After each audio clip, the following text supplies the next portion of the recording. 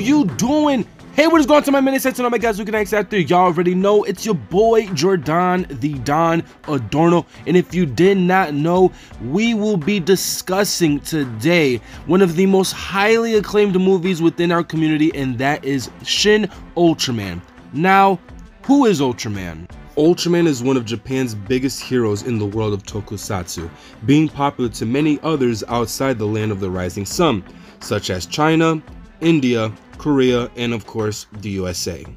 There have been multiple of new forms and characters as years went on for Ultraman, and that also includes a great amount of Ultraman video games, ranging from PlayStation all the way to Nintendo, a great amount of Ultraman action figures, and that's not all, being that there are even more amount of Ultra Kaiju toys being sold across the world today. There has even been commercials putting both Godzilla and the Ultra Kaiju together that I think is really cool to watch. Ultraman has came across many cameos and crossovers that are still happening to this day. Now that we got all that out of the way, let's go straight into the review. Shin Ultraman is a movie directed by Shinji Higuchi and written by Hideaki Anno, which are the two masterminds behind the extremely popular and beloved movie Shin Godzilla. The movie starts off with a multiple of homages of the show Ultra Q, which, for those who did not know, is the blueprint that led to the original Ultraman series.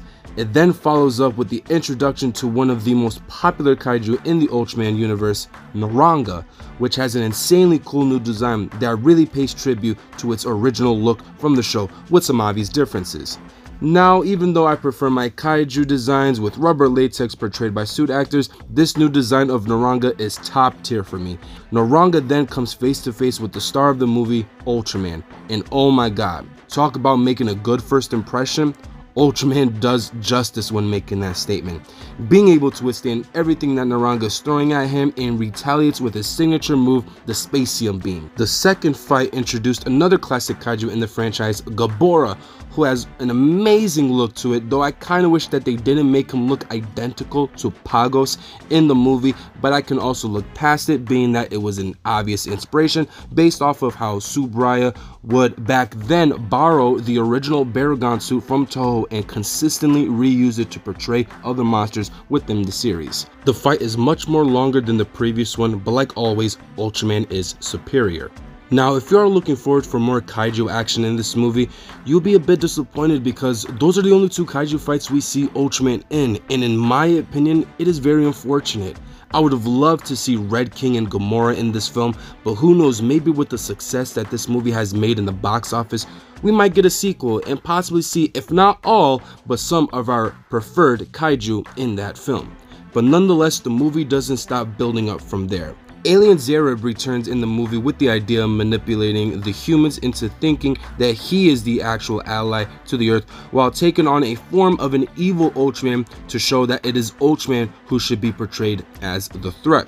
Alongside with Zereb, a very popular and more preferred alien within the fan base makes his comeback in the big screen, and that's none other than Alien Mephiles. His goal was to, instead of go and convince the humans who was bad and or good, he actually wanted to enslave the human race and try to convince Ultraman to join him and become that of an ally towards him. Mephiles has always been one of my favorite aliens in the Ultraman franchise, so to see him in action and holding one on his own while facing Ultraman had me feel nothing but pure excitement. This movie takes a very bizarre direction as the movie progresses all the way to the end when Ultraman fights God tier Zeton, which is what I like to describe the revamped character.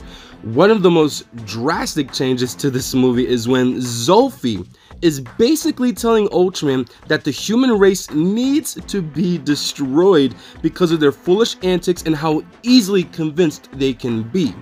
Which, when I saw this with my boys, we were absolutely flabbergasted at what was coming out of his mouth, being in that, for those who are very familiar with Ultraman, Zolfi is the older brother to Ultraman. But overall, this movie is a huge homage to the original classic shows, from the classic soundtrack, the monster roars, the sound effects, etc. It's crazy to think that as a kaiju slash tokusatsu fan like myself, how far we've came from just the old school ways of making these colorful characters come to life by just putting on a monster suit or putting on a helmet with spandex on, to the modern day cinema technology being CGI.